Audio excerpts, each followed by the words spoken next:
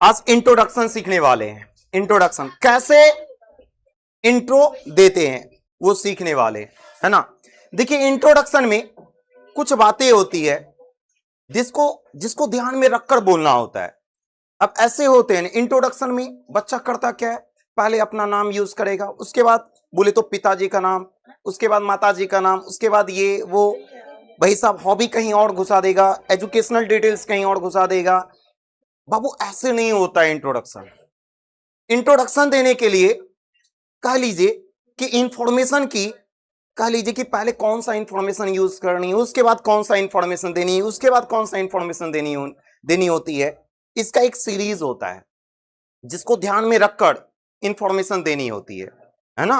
Introduction का मतलब क्या होता है कि खुद के बारे में क्या इंट्रोड्यूस कराना, परिचय देना। हाँ ये फिर ना, तो आप टॉपिक दीजिएगा हाउ टू इंट्रोड्यूस योरसेल्फ। और एक बात ध्यान में रखिएगा, चाहे आप किसी भी लेवल की बात करो, मैं हर लेवल तक का इंट्रोडक्शन में टच कर जाऊंगा, हर लेवल तक का।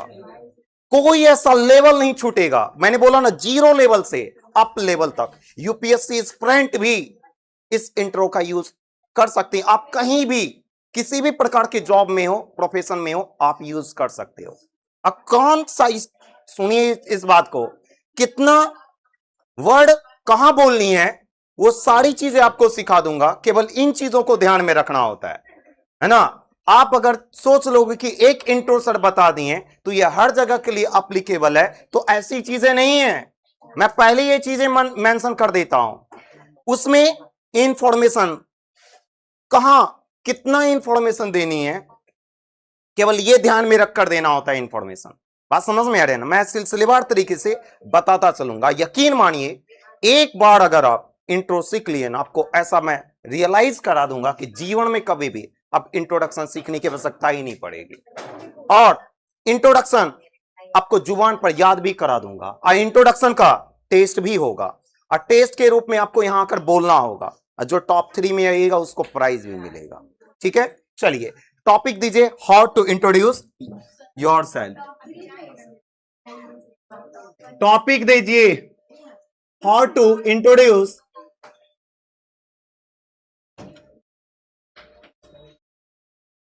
योरसेल्फ। नहीं, जो लिखा रहा हूं उसको लिखिए फटाफट। हाउ टू इंट्रोड्यूस योरसेल्फ, खुद को इंट्रोड्यूस कैसे करें। ठीक है, देखिए इंट्रोड्यूस करने के लिए कुछ बातें ध्यान में रखनी होती है, जो मैंने पहले ही कह दिया हूं। इंफॉर्मेशन जब दीजिएगा आप, तो पहले आप अपना पर्सनल डिटेल्स दीजिएगा। कौन सा डिटेल्स? पर्सनल डिटेल्स, है ना। पहले बाबू दिया करते हैं पर्सनल डिटेल्स।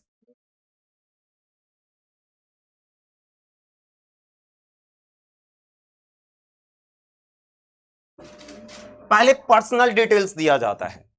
अब पर्सनल डिटेल्स में क्या होता है? खुद का डिटेल्स, कि मैं कौन हूं, समझ में आ रहा ना, मेरी एज क्या है, मैं है ना बोले तो किस क्लास में, सॉरी, मैं कौन हूं, मैं कितने एज का हूं, मैं कहां रहता हूं, ये सारी चीजें आपका पर्सनल डिटेल्स है। खुद का डिटेल्स पर्सनल डिटेल्स कहलाता है ना। अच्छा, पर्सन के रूप में जो डिटेल्स देते हो, मेरा नाम क्या है ना, भाई साहब मैं कहाँ का रहने वाला हूं, है ना, मेरी एज कितनी, ये सब आपका पर्सनल डिटेल्स में आता है। अब पर्सनल डिटेल्स में भी अब डेट ऑफ बर्थ वगैरह जो हो गया, ये सब पर्सनल डिटेल्स में ही आता है, काउंट किया जाता है। लेकिन याद रखिएगा आप, पर्सनल डिटेल्स में भी कौन कौन सा डिटेल्स है जो ऑलरेडी मेंशन रहता है सामने वाले के पास, उसको इग्नोर करनी होती है, वो भी पर्सनल डिटेल्स आप ध्यान में रखकर चलना होगा। सारे के सारे पर्सनल डिटेल्स को नहीं बताया जाता है, जो कह लीजिए कि बताना जरूरी होता है उतना ही बताया जाता है इंट्रोडक्शन में। बात समझ में आ रही है ना।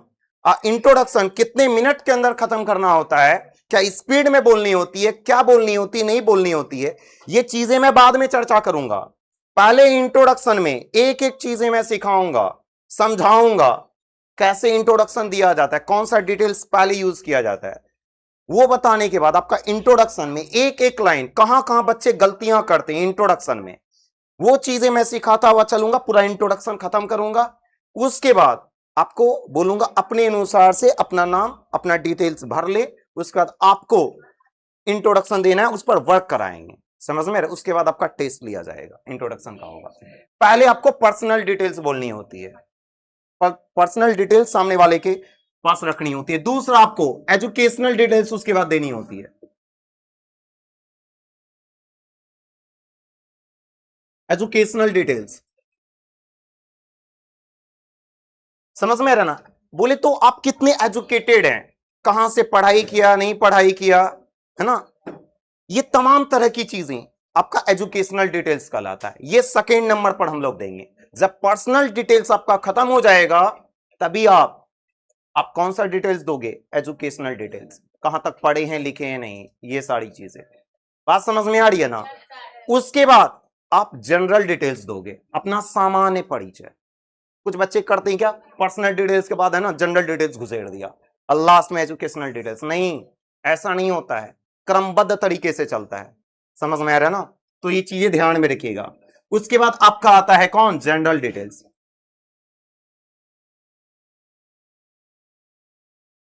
जनरल डिटेल्स जिसको सामान्य परिचय बोला करते हैं। अब बोले सर पर्सनल डिटेल्स तो समझ में आ गया, बोले तो अपना नाम बतानी है सर, डेट ऑफ बर्थ वगैरह हो गया सर, एज हो गया, उम्र हो गया सर, इसमें कहाँ का रहने वाले हैं ये बता दूंगा। एजुकेशनल डिटेल्स में कहाँ तक पढ़े हैं, लिखे हैं, ये सब बता देंगे सर। जनरल डिटेल्स में क्या होता है? जनरल डिटेल्स में आपके फैमिली बैकग्राउंड के बारे में बतानी होती है कि आप की न्यूक्लियर फैमिली है, छोटी सी फैमिली है ना, या बिग फैमिली है, कैसी फैमिली है, उसमें आपके पिताजी क्या करते हैं, माताजी क्या करते हैं, कितने आप भाई बहन है ना, आपको क्या पसंद है, क्या आपकी हॉबी है ना, कौन सी चीजें हैं जिससे आप मोटिवेट होते हो, कौन सी चीजें जिससे आप मोटिवेट होते हो, आप जीवन में क्या बनना चाहते हो, है ना, ये तमाम तरह की चीजें आपका जनरल डिटेल्स में आता है। बात समझ में आ रही है? ये लास्ट में मेंशन किया जाता है। क्लियर है? बात समझ में आ रही है ना? तो पहले कौन सा डिटेल्स? Personal details. उसके बाद कौन सा? Educational details. उस लोग ये सीख चुके हैं कि पहले बातचीत एकदम बंद करें, जिसको बातचीत करना बाहर चले जाए। इंट्रोडक्शन में आप लोग ये सीख चुके हैं कि कौन सा इंफॉर्मेशन पहले यूज करना है और कौन सा इंफॉर्मेशन किसके बाद यूज करना है। पहले कौन सा डिटेल्स? Personal details. उसके बाद कौन सा? Educational details. उसके बाद कौन सा? General details. हाँ फिर ना, डिटेल्स, पर्सनल डिटेल्स, उसके बाद कौन सा? एजुकेशनल डिटेल्स, उसके बाद कौन सा? General details. अब उन सारी डिटेल्स को यूज कर कर हम लोग इंट्रोडक्शन बनाएंगे। याद रखिएगा, ये जो इंट्रोडक्शन में बताऊंगा ये हर क्लास के लिए अप्लीकेबल होगा, लेकिन याद रखिए जो एग्जाम, जो अगर मैं बात करूं, अगर कोई भी कह लीजिए कि यूपीएससी बीपीएससी का अगर कह लीजिए कि इंटरव्यू वगैरह, कोई भी अप लेवल की अगर इंटरव्यू अगर हो किसी भी क्लास की, आपको वहां पर ये सारा डिटेल्स नहीं देनी होती है, आप कुछ ही डिटेल्स वहां पर मेंशन कीजिएगा। इन्हीं में से कुछ डिटेल्स आपको मेंशन करनी होती है, सारा डिटेल्स मेंशन करनी नहीं होती है, समझ में रहा? ये जो मैं बता रहा हूं अभी, आप क्लास 01 से लेकर आप कह लीजिए कि आप ग्रेजुएशन कर रहे हो भाई साहब, ये फिर है ना एमए, कुछ भी कोई भी इंफॉर्मेशन समान रूप से अगर बुलाकर आपको इंट्रो देने के लिए बोला जाए, है ना, चाहे किसी भी अपर क्लास में आप चले जाएं, आप इस इंट्रो का यूज कर सकते हो, समझ में आ रहा है ना? इंटरव्यू वगैरह में अलग इंट्रो यूज किया करते हैं, आपको अगर बुलाकर इंट्रो दिया जाए, बुलाकर अगर बोले इंट्रो देने के लिए, तो आप ये इंट्रो यूज करोगे, समझ में आ रहा है? एक एक चीजों को समझाते हुए डिटेल में, ग्रामेटिकल मिस्टेक इत्तो सा भी नहीं होने देंगे, समझ में रहना। समझते हुए आप लोग लिखते चलेगा, मैं समझाता चलता हूं, ठीक है? पहली बात, इसमें इंट्रो देने से पहले आपको ग्रीट करना होगा। ग्रीटिंग समझते हैं आप लोग? अभिवादन करना होता है, समझ में रहना। जैसे आप लोग बोलते हैं हिंदी में नमस्ते, है ना, नमस्कार, इस प्रकार की चीजें, वैसे इंग्लिश में good morning, good afternoon, good evening, इस प्रकार के टर्म्स यूज किए जाते हैं ग्रीटिंग के लिए, समझ में आ रहा है ना? तो इसमें आप लोग पहले ग्रीट करोगे, है ना, ग्रीट किस प्रकार से कीजिएगा? तो गुड मॉर्निंग, मॉर्निंग का टाइम है तो गुड मॉर्निंग, है ना, इवनिंग का टाइम है तो गुड इवनिंग, पता चलेगा भाई साहब, है ना, इवनिंग का टाइम है और रट्टू तोते की तरह बोले गुड मॉर्निंग, है ना, ये गुड आफ्टरनून, ऐसे नहीं चलेगा साहब। इवनिंग है तो इवनिंग बोलनी होगी, मॉर्निंग है तो मॉर्निंग बोलनी होगी, रट्टू तोते की तरह नहीं बोलनी है, समझ में आ रहा ना? पहले मैं समझाता हूं बोलनी कैसी है, उसके बाद तो मैं बाद में बताऊंगा। चलिए आप लोग ग्रीटिंग पहले लिखिएगा। तो हाउ टू इंट्रोड्यूस योरसेल्फ, ये तो आप लोग टॉपिक दे ही चुके हैं।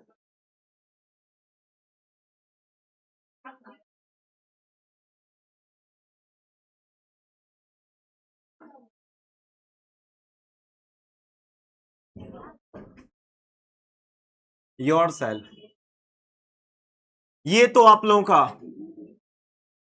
टॉपिक दे ही चुके हैं। चलिए लिखिएगा, पहले ग्रीटिंग होना चाहिए, ग्रीट करेंगे पहले। चलिए स्टार्ट करते तो फिर बोलिएगा क्या? Good morning. मॉर्निंग है तो क्या? Good morning. अच्छा, अगर आफ्टरनून का टाइम है तो गुड आफ्टरनून।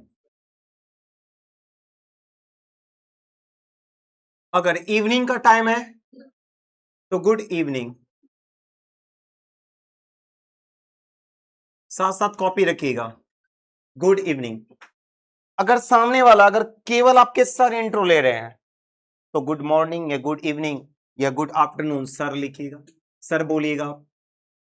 अगर कोई मैम है भाई साहब तो मैम लिखिएगा। अब मैम का याद रखिएगा, कुछ बच्चे करते लिखेंगे मैम हो गया, ऐसा नहीं होता साहब। M A apostrophe A M होता है मैम। समझ में आ रहा ना? ये ग्रामेटिकली करेक्ट होता है, ठीक है। तो ये सर हो गया, मैम हो गया। अगर आप कई सारे लोगों के बीच में भीड़ में अगर आप इंट्रो दे रहे हो तो एवरीवन यूज कीजिएगा। क्या यूज कीजिएगा? एवरीवन।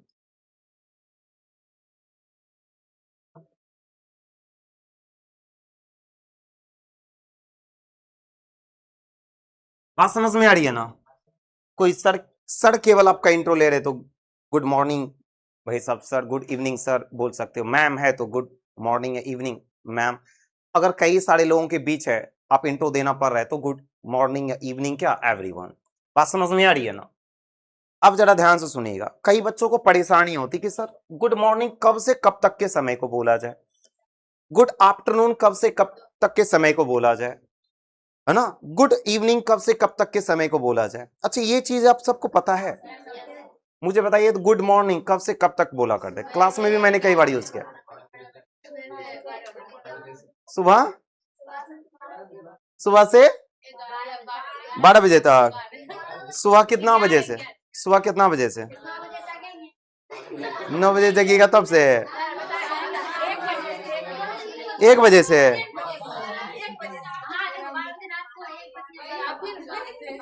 और कुछ बोलना है?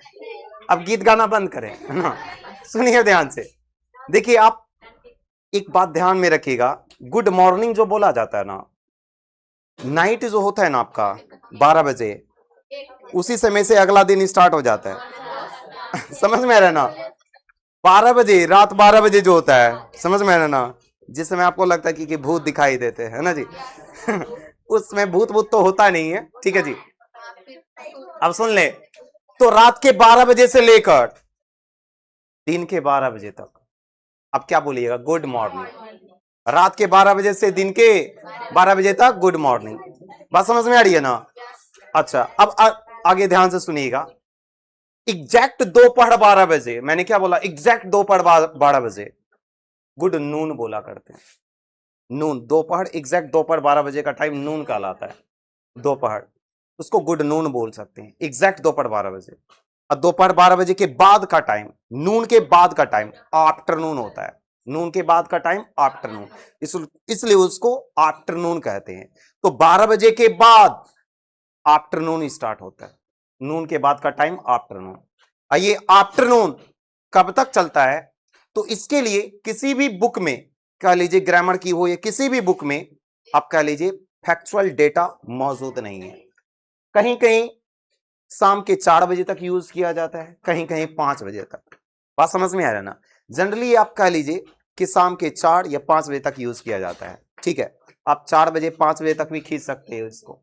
उसके बाद आपका इवनिंग स्टार्ट होता है, गुड इवनिंग बोलना शुरू कर देते।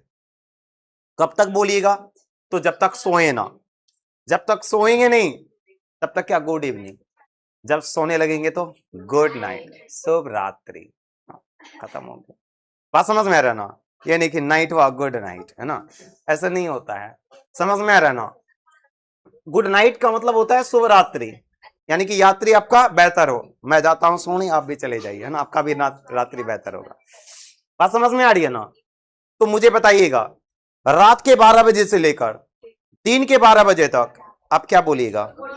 Good morning. क्या बोलिएगा? Good morning. एग्जैक्ट दोपहर 12 बजे गुड नून बोल सकते हैं, गुड नून, समझ में रहना। और दोपहर 12 बजे के बाद गुड आफ्टरनून, क्या बोलते हैं? Good afternoon. हाँ ये पिना, अच्छा गुड आफ्टरनून आपने बोल दिया, कब तक बोलिएगा? 4 से 5 बजे तक, 4 से 5 बजे तक गुड आफ्टरनून। उसके बाद जो टाइमिंग होता है आपका गुड इवनिंग होता है। पहले आप च्युइंगम फेंकिए तो जाकर, दोनों के दोनों जाइए फटाक से। हाँ कब? घटक दीजिए। अब सुनिए ध्यान से, तो खत्म दिमाग की बच्ची, सुनिए ध्यान से है। तो आपको समझ में आ गया अभी तक में? गुड मॉर्निंग कब से कब तक बोलेंगे? बोलिए कब से कब तक? रात के 12 बजे से दिन के 12 बजे, एग्जैक्ट दोपहर 12 बजे गुड नून, दोपहर 12 बजे के बाद का टाइम गुड आफ्टरनून। कब तक बोलेगा? 4 से 5। आपको कोई नहीं रोकेगा, 5 बजे तक भी बोल सकते हो आप, समझ में आ रहा है ना? लेकिन जनरली 4 बजे तक ही बोलिएगा, उसके बाद गुड इवनिंग यूज कीजिएगा, जनरली जो यहां यूज किया जाता है इंडिया में। समझ में आ रहा है ना? अब चलते हैं, तो ग्रीटिंग आपको समझ में आ गया। जिस समय आपको इंट्रो देने के लिए बोले उस समय मॉर्निंग के अनुसार मॉर्निंग बोलेंगे, आफ्टरनून के अनुसार आफ्टरनून, इवनिंग के अनुसार इवनिंग। बात समझ में आ रही है सबको? चलिए अब उसके बाद यार जरा ध्यान से सुनिएगा आप लोग। देखिए ग्रीटिंग हो गया ना, अब ग्रीटिंग करने के बाद सबसे पहली बात आपको उसको धन्यवाद देना है जो आपको बुलाए यहां स्टेज पर इंट्रो देने के लिए। बात समझ में आ रहा है ना? उस व्यक्ति को आप धन्यवाद दीजिए, है ना, जो आपको बुलाए हैं, जो आपको इंट्रो देने का, खुद का परिचय देने का बोले तो शुभ अवसर दिया है। समझ में आ रहा है ना? तो आप उसको थैंक यू बोलोगे, ठीक है साहब? तो चलिए, तो अब थैंक यू लिखते हैं साहब। देखिए थैंक यू, अब देखिए सर अगर है केवल तो सर, अगर आपका इंट्रो ले रहे हैं तो sir thank you sir. Ma'am है तो क्या? मैम। लिखते चले फटाफट, मैम। अच्छा अगर कई लोगों के बीच अगर दे रहे हो इंट्रो तो क्या? एवरीवन। थैंक यू सर, ये मैम, ये फिर क्या? एवरीवन, है ना? किस बात के लिए थैंक यू? इस बात के लिए थैंक यू जो आपको अवसर दिया गया इंट्रो देने के लिए, है ना? तो थैंक यू सर, ये मैम, ये everyone for giving me, for giving me this opportunity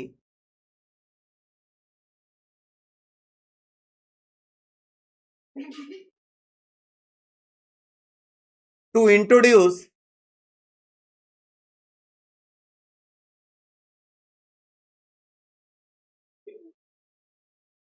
to introduce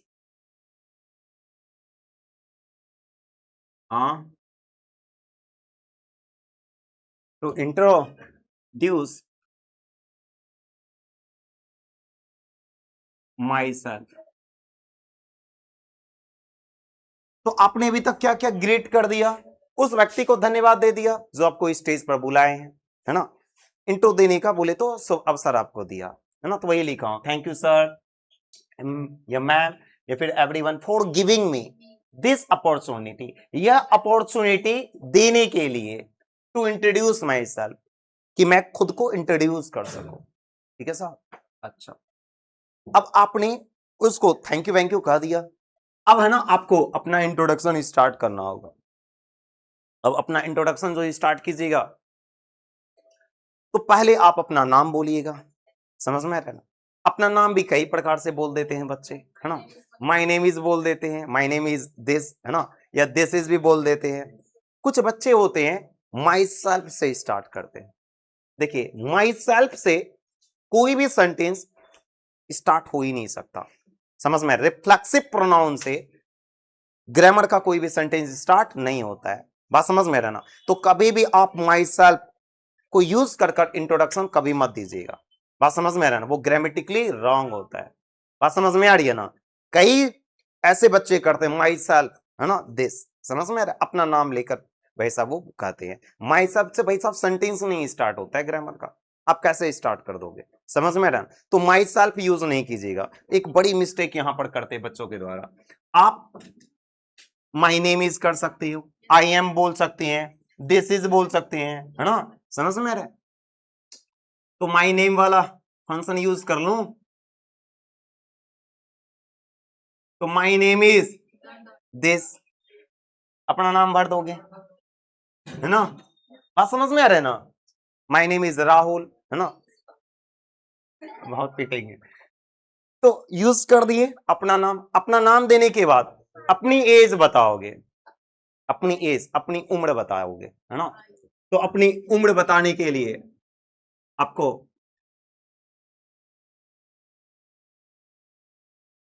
I am dash, year old नहीं, ईयर्स ओल्ड यूज कीजिएगा। समझ में आ रहा है? मैं इतने साल का हूं, समझ में रहना। जितना साल के हैं आप लिख दोगे, है ना? 16, 17 जो भी है आपका एज लिख दोगे। अब उसके बाद आपको करना क्या है? उम्र लिखने के बाद आपको यह बतानी होती है कि आप कहां से बिलोंग करते हो। बोले तो आप कहां के रहने वाले हो। अब जरा ध्यान से सुनिएगा, कुछ ऐसे बच्चे हैं जो यहां पर ही उसका बोले तो अपने दादाजी का घर है, वो यहां पर ही रहते हैं। कुछ बच्चे ऐसे भी हैं जिसका अपना कह लीजिए कि घर कहीं और है, रह नाना जी के घर में, नानी जी के घर में रह रहे हैं, है ना, मामा जी के घर में रह रहे हैं। बात तो बराबर ही हो गया ना। तो घर कहीं और है, रह कहीं और रहे। तो इस स्थिति में भी इंट्रो में इस बात का आप मेंशन करोगे, है ना? समझ में रहना। वो कैसे देंगे इंट्रो? सिंपल अगर इंट्रो देना हो तो वो कैसे देंगे? हमारा घर यहां पर ही है, यहां पर ही रहते, तो कैसे इंट्रो देंगे? हमारा घर कहीं और है, अभी फिलहाल के लिए यहां रह रहा हूं, तो कैसे इंट्रो देंगे? वो सारी चीजें आपको बताते हैं। पहले देखिए, उसके लिए बता देता हूं,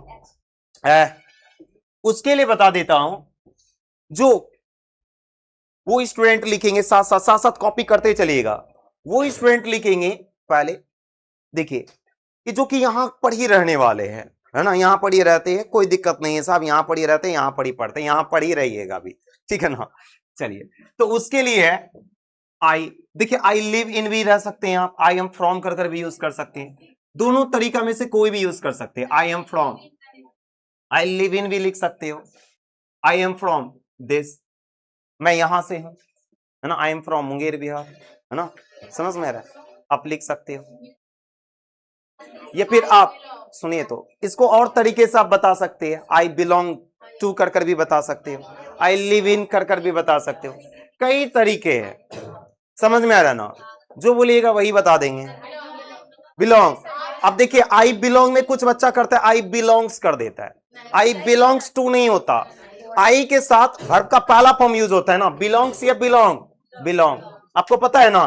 तो आई बिलोंग भी यूज कर सकते हैं आप। आई बिलोंग टू दिस, मैं यहां से बिलोंग करता हूं। या फिर I live in dash use कर सकते हो। तो भाई साहब जो यूज करना चाहते हैं आप, समझ में आ रहा ना, आपकी मर्जी। तो उनके लिए हो गया ये जो यहां पर ही रहते हैं, है ना? अच्छा, ये इनके लिए है। लेकिन याद रखिएगा, वो स्टूडेंट जो यहां पर अभी फिलहाल के लिए रह रहे हैं, नानी जी के घर, नाना जी के घर, है ना, फूफा जी के घर, फुफ्फू जी के घर, जो भी रह रहे हैं, है ना, यहां पर, लेकिन उसका घर कहीं और है, तो वो अपने इंट्रो में कैसे मेंशन करेंगे, है ना? वो इंट्रो में मेंशन ऐसे करेंगे, पहले वो बच्चे लिख ले, तो ये बात वो बच्चे लिख लीजिए जिसका घर यहां पर है, लिख लिए ना? अब उनके लिए बता रहा हूं, आई एम फ्रॉम डैश, मैं यहां से हूं, समझ में आ रहा है? मुंगेर बिहार, जो लिखना चाहते हैं आप। चलिए सुनिए आप, अब मैं उसके लिए बता रहा हूं जिसके, जो यहां नानी जी के घर या फिर मामा जी के घर रह रहे हैं, है ना, और उसका रियल में घर कहीं और है, तो वो कैसे लिखेंगे? देखिए ध्यान से सुनिएगा।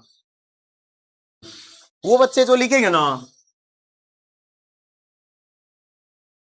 वो लिखेंगे बेसिकली आई एम फ्रॉम, एक बात याद रखिएगा, आई जहां भी अकेला लिखा जाता है कैपिटल लेटर से लिखा जाता है, स्मॉल लेटर से मत लिख दीजिएगा। आई आई सिंगल जहां भी लिखा जाता है कैपिटल लेटर से, चाहे सेंटेंस में कहीं भी लिखा जाए।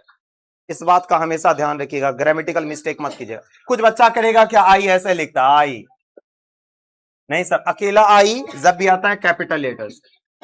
ऐ सुनिए, basically I am from this, है ना, बेसिकली मैं यहां से बिलोंग करता हूं या करती हूं, एट प्रेजेंट, प्रेजेंट टाइम में।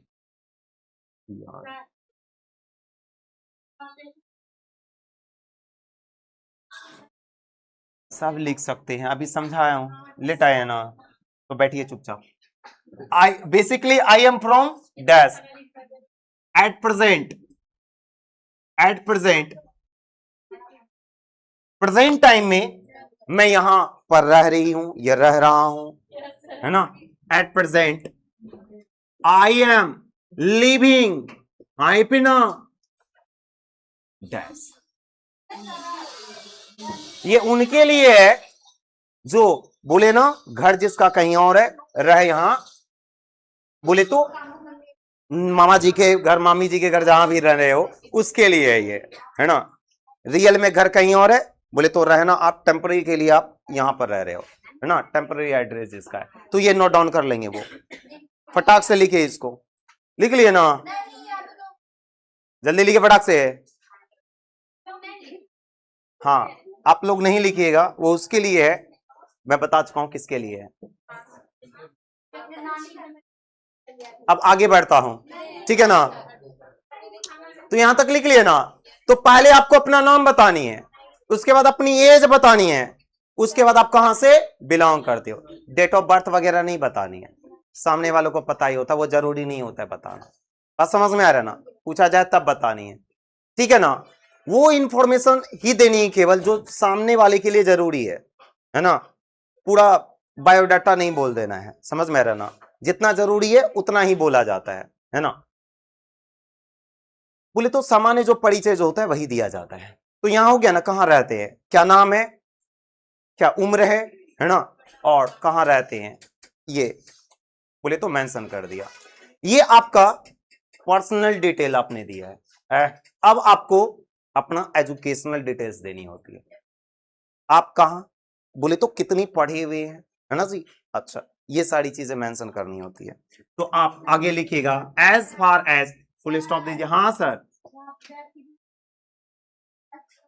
आई एम फ्रॉम दैट्स, जहां से आप रहते हैं, कहां, आप कहां के हैं, हाँ, लिख दीजिएगा खड़िया, समझ में रहा ना, समझ में रहा। At present I am living at Navagarhi, ठीक है साहब, चलिए आइए, ध्यान दीजिए इधर, इधर ध्यान दीजिए आप। अब है ना, आपको क्या करनी है, एजुकेशनल डिटेल्स देनी है। एजुकेशनल डिटेल्स में देखिएगा एज फार एज बोले तो जहां तक, एज फार एज का मतलब क्या होता है, जहां तक, as far oh, as far as my qualification is concern भी लिख सकते हैं, या फिर एजुकेशन इज कंसर्न भी लिख सकते हैं, दोनों में से कोई भी यूज कर सकते हैं। As far as my qualification, qualification की जगह एजुकेशन भी यूज कर सकते हैं, इज कंसर्न,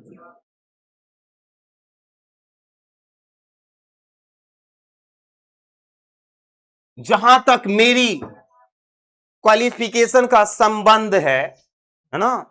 हाँ, एजुकेशन भी लिख सकते हैं, तो हो जाएगा जहां तक मेरी शिक्षा का संबंध है, ऐसा बन जाएगा तब, है ना। वो कहां तक शिक्षा का संबंध आपका, अब वो लिखनी है, समझ में आ रहा ना। आई स्टडी, आप किस क्लास में स्टडी करते हो, I study in class class 12 लिख दीजिए आप। मैं क्लास 12 में स्टडी करता हूं, या फिर आई एम स्टडीइंग लिख सकते हैं, क्लास 12 मैं स्टडी कर रहा हूं, है ना। समझ में रहना।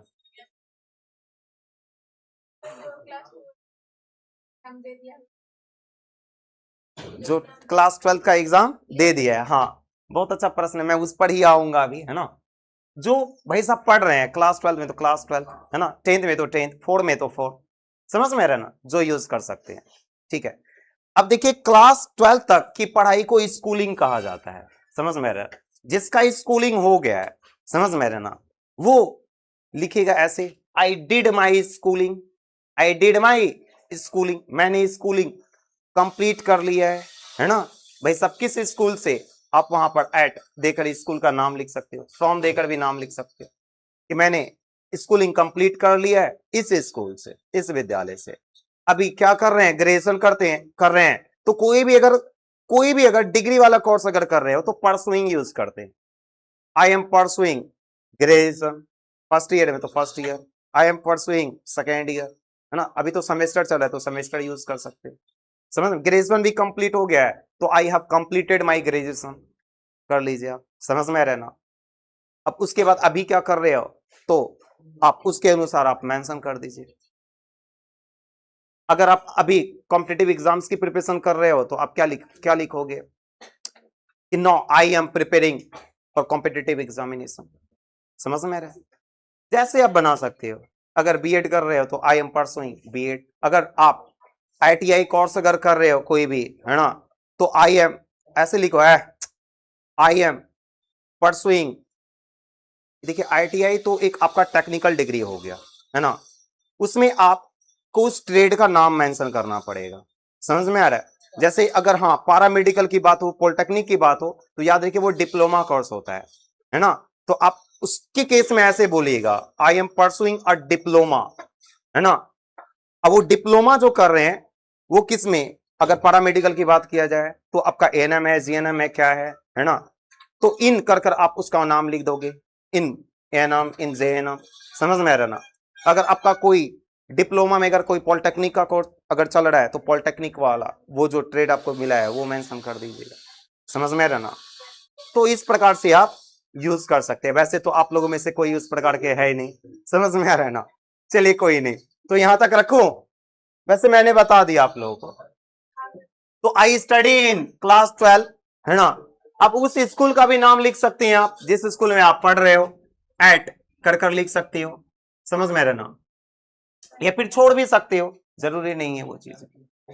बात समझ में आ रही है ना। क्या जिसका 12th कंप्लीट हो गया है ना, देखिए ध्यान से सुनिएगा। आई देखिए जिसका 12th कंप्लीट हो गया है वो उसका मान लीजिए कि स्कूलिंग तक की शिक्षा उसका कंप्लीट हो गया है, तो स्कूलिंग उन्होंने कहां से किया, I did my I did my I did my schooling from, कह सकते हो कि दिस स्कूल कर सकते हो आप, या एट देकर भी लिख सकते हो। अब जिस समय आपका होता है, समझ में रहना, आप इन देकर उस ईस्वी का नाम लिख सकते हो, समझ में, बहुत आसान है वो चीजें। अब जितना मेंशन कर सकते हो उसमें चीजें, क्लियर है ना। तो चीजें ये है, और ये जो ईस्वी वाला जो टर्म्स है वो आपका जब इंटरव्यू वगैरह होता है उस समय ही ईस्वी वगैरह मेंशन किया जाता है। जनरली सामान्य परिचय में इन सारी चीजों को ईस्वी को इग्नोर किया जाता है। बात समझ में रहना। इंट्रो को जितना लेंदी बनाइएगा उतना लेंदी बनेगा, समझ में आ रहा ना। उतना ही इंफॉर्मेशन देना है समान रूप से, अगर खड़ा कर अगर आपसे पूछा जाए जितना जरूरी है सामने वाले को सुनने के लिए। बात समझ में आ रही है ना। तो आई स्टडी इन क्लास 12, आप एट देकर उस स्कूल का भी नाम लिख सकते हो, एट जो भी स्कूल है अपना स्कूल का आप नाम लिख दीजिए। +2 हाई स्कूल दे दीजिए, +2 हाई स्कूल नवागढ़ी।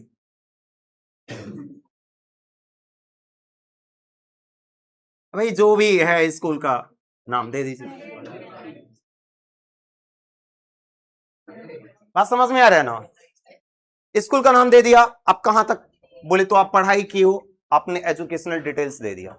जिसकी शिक्षा जहां तक होती है वहां तक वो मेंशन करते हैं इस प्रकार की चीजें, ठीक है ना। जो चीजें कंप्लीट हो गया उसको स्कूलिंग वाला आप डेट से दिखा सकते हो, आगे वाला आई हैव कंप्लीटेड से भी दिखा सकते हो।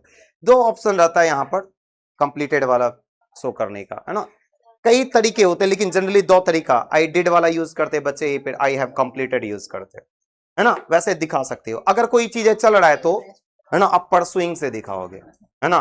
अगर कोई भी आपकी हायर डिग्री अगर चल रही है, आप कर रहे हो उसको, तो परसुइंग से दिखाओगे, आई एम परसुइंग, उस कोर्स का नाम लिख दोगे, ठीक है। अच्छा, ये आपका एजुकेशनल डिटेल्स हो गया खत्म। उसके बाद आपको कौन सा डिटेल्स देनी है?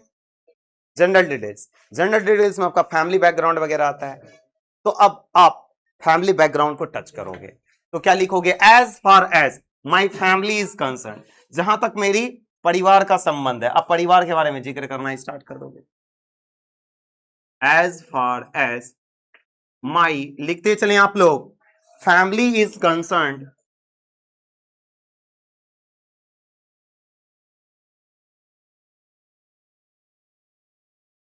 is concerned, as far as my family is concerned। अब जो फैमिली का जहां तक सवाल है, आपकी फैमिली कैसी है? अगर बहुत बड़ी फैमिली है तो I have a big family, छोटी सी फैमिली है तो I have a nuclear family. अब बोल दिए सर, छोटी फैमिली किसको बोलेंगे, बिग फैमिली किसको बोलेंगे? देखिए, माना जाता है जनरली 4 या 5 प्लस अगर है तो आप बिग फैमिली यूज करते हैं। कई कई लोग है ना सर, 6 भी मेंबर्स होते तो भी आप उसको, कई कई लोग न्यूक्लियर फैमिली ही बोला करते हैं, है ना। लेकिन जनरली 4 से 5 अगर होता है तो आप 4 से 5 अगर होता है न्यूक्लियर फैमिली आप बोलिए। मेंबर अगर 4 से 5 है, समझ में आ रहा। अगर 5 से अधिक है, समझ में आ रहा ना। जनरली 6 तक भी लोग न्यूक्लियर फैमिली यूज कर लेते हैं, बात समझ में आ रहा ना। अब 4-5 से अगर ज्यादा है तो आप बिग फैमिली यूज कीजिए। I have a big family, मेरी एक बहुत बड़ी फैमिली है, या मेरी एक बहुत छोटी सी फैमिली है, समझ में आ रहा है ना। चलिए, तो लिखिएगा आप, आई हैव अ न्यूक्लियर, या फिर क्या, बिग फैमिली। न्यूक्लियर या फिर क्या, बिग फैमिली। चलिए ठीक है। और इस फैमिली में छोटी फैमिली बड़ी फैमिली ये देने के बाद आपको ये बतानी होगी कि फैमिली में कितने मेंबर्स हैं, समझ में आ रहा है ना, है ना। तो आपको ये बतानी होगी उसमें कितने मेंबर्स हैं। तो देयर आर से बताइए, देयर आर जितने मेंबर्स हैं, डैश मेंबर्स, मेंबर मत कर दीजिएगा, मेंबर्स, क्योंकि ये प्लुरल ही होते हैं, जनरली देखा जाता है। इन माई फैमिली, मेरे फैमिली में इतने मेंबर्स हैं, सदस्य हैं, ठीक है, हो गया। अब उसमें आप के पहले जो गार्जियन है, पिताजी, अब उसका नाम वाम नहीं बतानी है, पिताजी क्या करते ये बतानी है। नाम तो सामने वाले के पास लिखा रहता है, समझ में ना, वो चीजें होती है। तो आपको पिताजी क्या करते वो बतानी होती है। तो आपके पिताजी फार्मर है तो फार्मर, माई फादर इज, जो भी ऑक्यूपेशन करता है उसके अकॉर्डिंग आप सेट कर सकते हो। आप लिख सकते हो माई फादर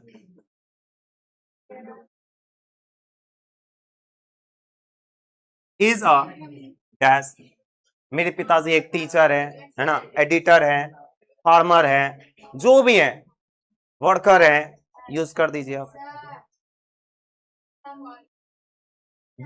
क्या बोले, न्यूक्लियर फैमिली है, न्यूक्लियर या फिर क्या बिग फैमिली, दोनों में से कोई यूज कर लीजिए आप। हाँ देखिए, किसी किसी बच्चों का ना ज्वाइंट फैमिली होता है। ज्वाइंट फैमिली किसको बोलते हैं? चाचा की फैमिली, आपके पापा का फैमिली कह लीजिए, आप लोग सब अगर बोले तो एक ही जगह खाना अगर बनती हो सबका, तो उसको ज्वाइंट फैमिली बोला करते हैं। तो I have a joint family use करते हैं। यहां पर ज्वाइंट फैमिली भी आप यूज कर सकते हैं, समझ में आ रहा है, ज्वाइंट फैमिली भी यूज कर सकते हैं। बात समझ में आ रही है ना। तब यूज कीजिएगा ज्वाइंट फैमिली जब आपके चाचा वगैरह भी सब एक साथ रहते हैं, सबके सब एक जगह घर, सबका घर में खाना बनता है, तब ज्वाइंट फैमिली यूज किया करते हैं। बात समझ में आ रहा है ना, कोई दिक्कत किसी को? तो my father is a dash, फिर मम्मा क्या करती है? मम्मा भी टीचर है क्या, गृहिणी है क्या, है नहीं है, वो भी यूज करनी होती है। माई मदर इज अ, लिखिए फटाफट आप लोग, साथ साथ कॉपी रखिए। My mother is a dash, मेरी माँ एक डैश है, समझ में आ रहा है। अगर गृहिणी है तो होम में हाउस वाइफ यूज कर सकते हैं, लेकिन मैं चाहता हूं हाउस वाइफ ना यूज कर आप होम मेकर यूज करें। मेरी माँ घर बनाने वाली होती है, होम मेकर, समझ में आ रहा है ना, ये अच्छा सटीक लगता है, समझ में आ रहा है ना, बात समझ में आ रहा है ना। तो यहाँ होम मेकर भी यूज कर सकती हैं, हाउस वाइफ भी यूज कर सकते हैं, क्लियर है रहा, जो आपको बेहतर लगे। क्या लिख दो, तो हाउस वाइफ या होम मेकर। अगर बोले किसी भी प्रकार के जॉब में नहीं है तो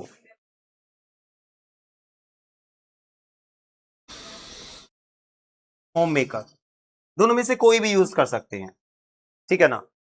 अब उसके बाद पिताजी के बता दिए क्या करते हैं, माता जी क्या करते हैं, उसके बाद भाई बहन के बारे में बतानी होगी। आप कितने भाई बहन है? अब याद रखिएगा, भाई और बहन दोनों को मिलाकर ही उसको एक टर्म्स होता है सिबलिंग्स बोला करते हैं। अब सिबलिंग्स में याद रखिएगा भाई बहन दोनों इंक्लूड हो गया, समझ में आ रहा है ना।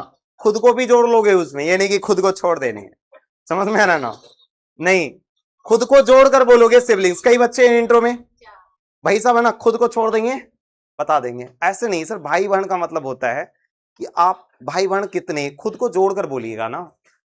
तो जितने सिबलिंग्स है, आप कितने भाई बहन है, ये आपको यूज करना होता है। I have dash siblings, I have dash siblings, मेरे इतने भाई बहन है ना, आपने दे दिया, यूज कर दिया। उसके बाद आपको है ना अपनी हॉबी बतानी होती है। हॉबी, पसंद आपको क्या है, कौन सा कार्य करना आपको बहुत ज्यादा पसंद लगता है? बुक पढ़ना, रील्स देखना, रील्स बनाना, है ना, डांस करना, ठीक है, वो तमाम तरह की चीजें आप यहां यूज करोगे। उसके बाद आप कौन सी चीजें जिससे आप मोटिवेट होते हो, वो चीजें मेंशन करनी होती है, समझ में आ रहा है ना। चलिए आज ही भाई साहब इधर भी चलना था, गिर गिर गिर गिर गिर गिर गिर, है ना। चलिए हाँ सर सुनाइए, चलिए आइए ध्यान दीजिएगा। तो आप उसके बाद अपनी हॉबी बताओगे। देखिए एक हॉबी है, एक चीजों की पसंद है तो माई हॉबी यूज करोगे। कई सारी चीजें अगर आपको मेंशन करनी है तो माई हॉबीज यूज करोगे, तो माई हॉबीज आर हो जाएगा तब। तो माई हॉबी अगर कई सारा है तो वाई को हटाकर रिमूव कर आई एस जोड़ दीजिएगा, आर कर दीजिएगा। तो माई हॉबीज क्या, लिसनिंग म्यूजिक, म्यूजिक सुनना पसंद है, डांसिंग, है ना, माई हॉबीज डांसिंग कर लीजिए।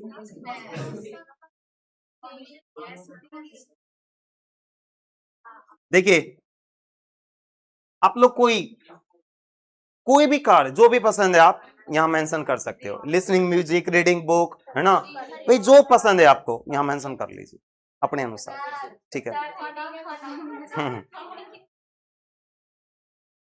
चलिए माई हॉबीज डांसिंग या फिर लिसनिंग म्यूजिक, है ना, ठीक है। अगर कोई और अदर टाइम अगर कुछ करते हो तो अदर टाइम रीडिंग बुक, ये भी मेंशन कर सकते हो। याद रखिए एक हॉबी यूज कीजिएगा तो यहां इज, एक से अधिक जैसे हुआ हॉबीज आर, समझ में रहे ना, तभी आप दो यूज कर सकते हो। बात समझ में आ रही है, मिस्टेक नहीं करनी है यहां पर।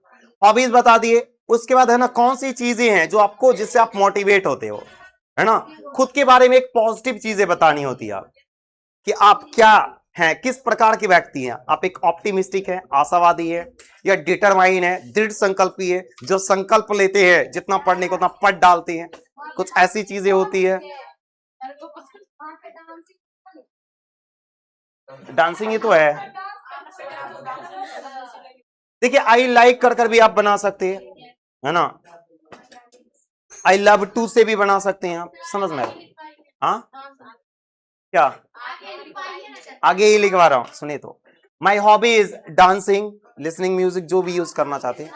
अब सुनिएगा मैं जो जनरली यूज करता हूं, है ना, देखिए आप लोगों को भी बता सकता हूं। अगर अब डिटरमाइन है तो आई एम डिटरमाइन यूज कर सकते हो, मैं दृढ़ संकल्पी हूं, जितना संकल्प लेता हूं उतना पूरा कर देता हूं, ऐसा कुछ होता है तो आप ऐसे यूज करते हो। आई एम ऑप्टिमिस्टिक, ऑप्टिमिस्टिक का मतलब आशावादी हूं, एकदम पॉजिटिव रहा करता हूं, ये यूज कर सकते हो अगर ऐसी चीजें हैं। लेकिन मैं जनरली जो यूज करता हूं, बच्चों को भी सलाह देता हूं, है ना। देखिए ये तो 2 केस आप पर जाता है वो चीजें। देखिए इसको लेकर मैं, आप देख सकते हो अपने अनुसार, है ना। आई रेस्पेक्ट एल्डर्स भी यूज कर सकते हो, मैं बड़ों का आदर करता हूं। भाई साहब अपने बारे में एक पॉजिटिव साइन देना होता है ना। आप ये भी यूज कर सकते हो इसमें, है ना।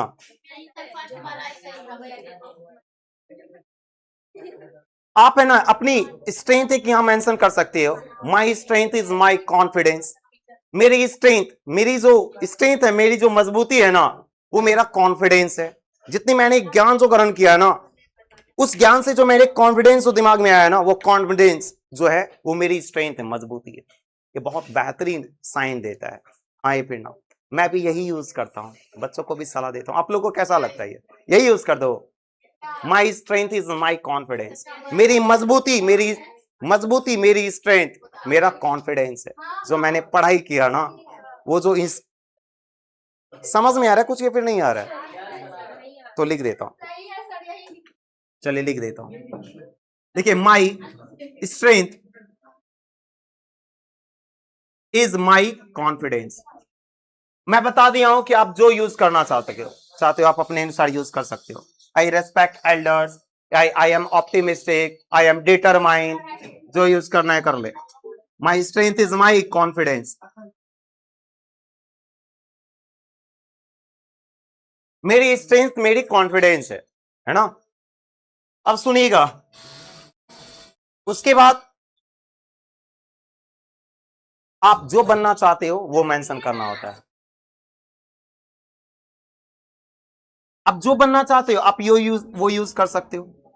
आई वॉन्ट टू बी कर भी यूज कर सकते हो, या फिर आई वॉन्ट टू बिकम कर भी यूज कर सकते हो, है ना। ठीक है, माई एम इज टू बिकम कर भी बना सकते हो। कई सारे तरीके हैं।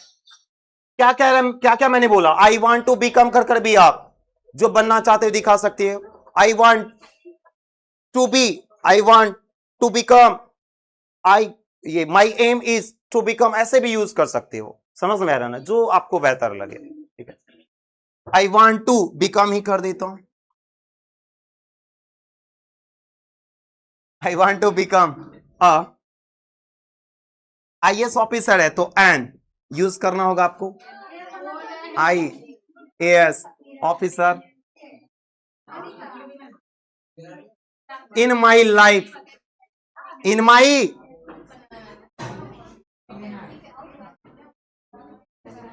इन my life.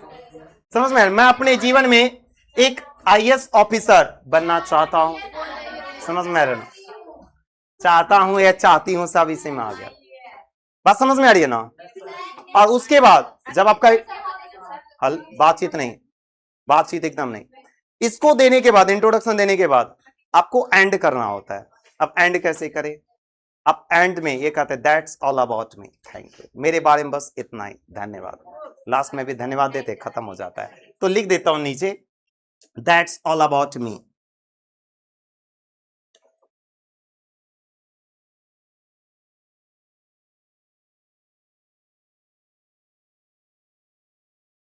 That's all about me,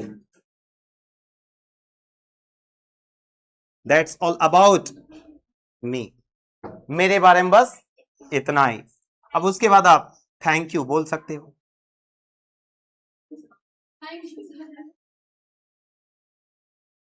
exclamation marks देते